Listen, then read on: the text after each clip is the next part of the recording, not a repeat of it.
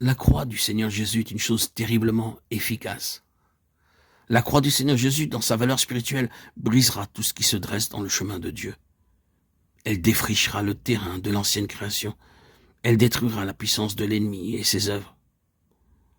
La croix est une chose terrible pour briser, détruire, abattre. La croix, sur le côté de la résurrection, ne connaît aucune limite pour donner de la puissance. Et quelle est, envers nous qui croyons l'infinie grandeur de sa puissance, se manifestant avec efficacité par la vertu de sa force. Il l'a déployée en Christ, en le ressuscitant des morts. Éphésiens 1, 19-20.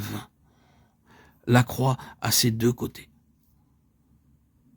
Celui qui brise et celui qui relève. Et c'est dans la puissance de la croix du Seigneur Jésus que la parole de Dieu trouve son efficacité. Il devient la parole de la croix. Et le vêtement teint de sang est le vêtement de celui qui est la parole de Dieu. Et en tant que parole de Dieu, il obtient sa puissance par le moyen de la croix. Christ crucifié est la puissance de Dieu. Quand la croix a sa place dans nos vies, la parole de Dieu est énormément puissante. Un prédicateur non crucifié est un prédicateur inefficace et stérile. Le ministère dans la parole de Dieu de la part d'une personne qui n'est pas un ministre ou un vase crucifié est impuissant, infructueux, stérile. Trouvez un homme crucifié donnant la parole de Dieu et vous saurez qu'elle sera efficace, fructueuse, puissante. Prenez Jérémie comme une grande illustration de l'Ancien Testament. Si jamais il eut un homme crucifié en esprit, ce fut Jérémie. Il porte les marques de l'homme crucifié dès le début. Si vous désirez connaître ce qu'est un homme crucifié, lisez le premier chapitre de la prophétie de Jérémie et vous le verrez manifesté comme tel de suite. Lisez tout le livre de Jérémie et vous verrez un portrait grandeur nature d'un homme crucifié. Allez au chapitre 1 et au verset 4 à 6. La parole de l'Éternel me fut adressée en ces mots.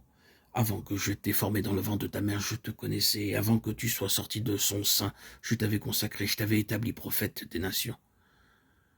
Tout homme naturel non crucifié saisirait cela et dirait, moi, je suis quelqu'un.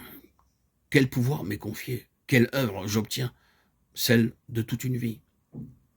Je répondis à Seigneur éternel, voici, je ne sais point parler, car je suis un enfant. Telle est la réaction d'un homme crucifié face à une grande perspective placée devant lui par le Seigneur. Voyez ce qu'un homme crucifié peut être lorsque le Seigneur l'a dans ses mains. Versets 9, 10.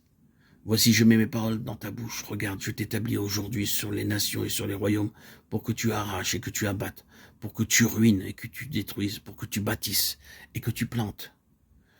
Il y a la croix dans la parole d'un homme crucifié. Mes paroles dans ta bouche, détruisant, ruinant, arrachant, abattant. C'est la puissance de la croix. Le Seigneur fait cela à l'égard de nous-mêmes.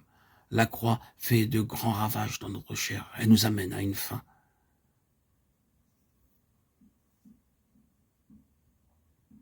Mais il y a un autre côté de la croix, et c'est celui de bâtir et de planter. C'est l'œuvre de la croix en résurrection. Ainsi, nous avons la parole dans la bouche d'un homme crucifié. Elle est en réalité la parole de la croix. Elle est Christ crucifié, la puissance de sa croix, amenant en vue un homme céleste par l'incarnation de la parole de Dieu.